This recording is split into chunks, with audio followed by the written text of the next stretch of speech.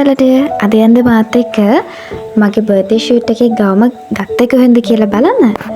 ඔය ඉතින් මම යන ලෑස්තිලා ඉතින් බවවත් මාත් එක්ක යන්න ලෑස්ති වෙලා කොහොම හරි මම පික්මි එකක් දාගෙන මගේ යාළුවාවත් පිකප් කරගෙන යන්න තමයි හිතන් ගියේ.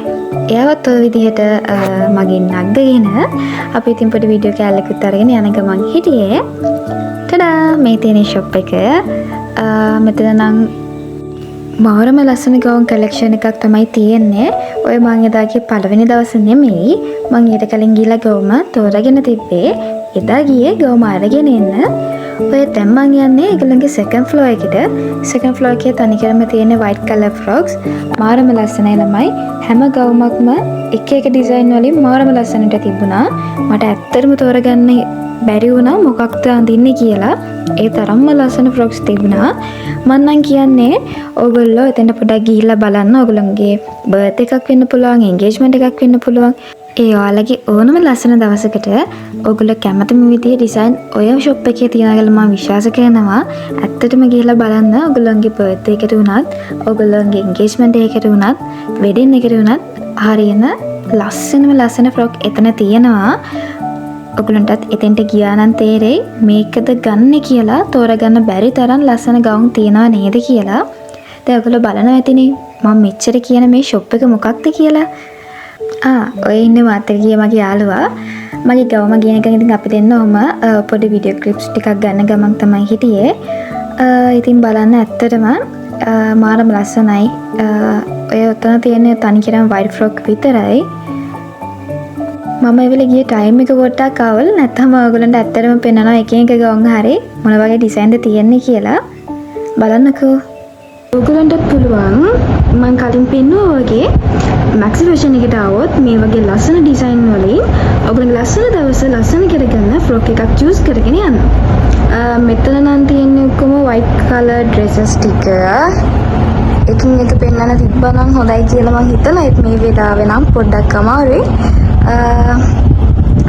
පල්ලා ෆ්ලෝ එකේ තිබ්බේ කලර්ස් තියෙන ඩ්‍රෙසස් ටික හරිම ලස්සනයි. මට මගේ බර්ත්ඩේ එකට තමයි මම ආවේ ෆ්‍රොක් එකක් බලන්න. ඒත් මට මොකක්ද ගන්න කියලා හිතා ගන්න බැරි තරම් ලස්සන එකෙන් එකට වෙනස් ඩිසයින් තියෙන ෆ්‍රොක්ස් ගොඩාක් පිරලා තියෙනවා. ඊට පස්සේ මං ගියා පල්ලා තට්ටුවට. අර මං කලින් කිව්වා වගේ ඔය තියෙන ඒගොල්ලන්ගේ කලර්ස් තියෙන ලස්සන ෆ්‍රොක්ස් තව තියෙන ඔය එක තැනක් විතරයි. මම පල්ලෙහාට ගියේ මගේ ආයකට දාන්නේ ක්‍රවුන් එකක්ද බෑන්ඩ් එකක්ද කියලා තෝරගන්න. ඒවත් එයාලා ළඟම තියෙනවා. මම පෙන්නන්නම් ඒවත්. ඔය තියෙන ඒ ටික තමයි. එතනත් මාරම ලස්සන ක්‍රවුන්ස් හෙයා බෑන්ඩ් වගේ ඒවා තිබුණා. බලන්න ඒවත් හරිම ලස්සනයි ළමයි. ඒ වගේම තමයි කියන්න ඕනේ මෙතන ස්ටාෆ් එකත් මාරම හෙල්ප්ෆුල්. අපිට චූස් කරගන්න ඕනේ මොකක්ද කියලා හිතා ගන්න බැරි වුණා. ඒගොල්ලෝ මාර විදිහට අපිට සපෝට් එකක් දෙනවා. ඒක අනිවාර්යෙන් මතක් කරන්න ඕනේ. මං ඉතින් එතන තිබ්බ ක්‍රවුන්ස් වලින් මගේ ෆ්‍රොක් එකකට ගැලපෙන ක්‍රවුන්ස් තෝරගෙන පොඩ්ඩක් එයා එකට දාලා බැලුවා මොකක්ද මැච් වෙන්නේ කියලා. ඇත්තටම හරිම ලස්සනයි. බලන්නකෝ. බලන්නකෝ ලස්සන. අර මං කලින් කිව්වා වගේ ඔයගොල්ලන්ට මගේ පිටිපස්සේ වීඩියෝ එකකින් පේන්නේ අර කලර්ස් ෆ්‍රොක් ටික මාරම ලස්සන ෆ්‍රොක්ස් ටිකක් තිබුණා. මම කලින් කිව්වා වගේ මගේ ෆ්‍රොක් එක කලින් දවසේ තෝරගෙන තිබුණේ. මං එදා ගියේ ෆ්‍රොක් එක අරගෙන එන්න.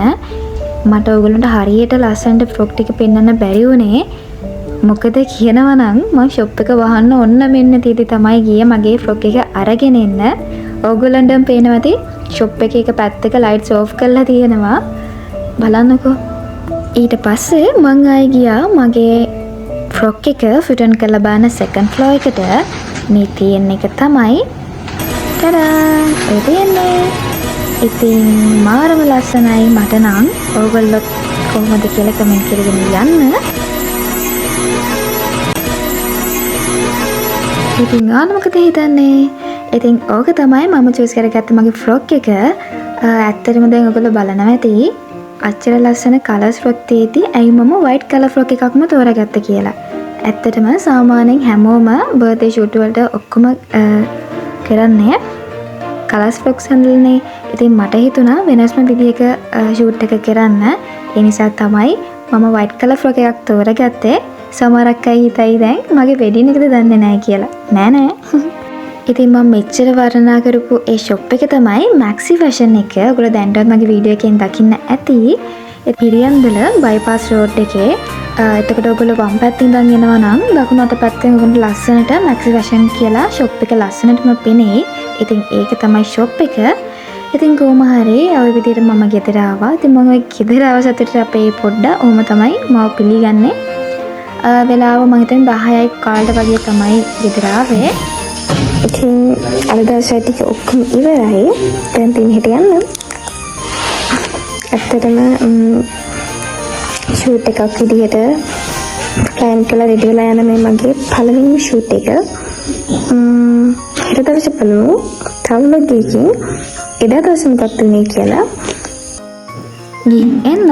එතකන් පරිස්සමෙන් ඉන්න.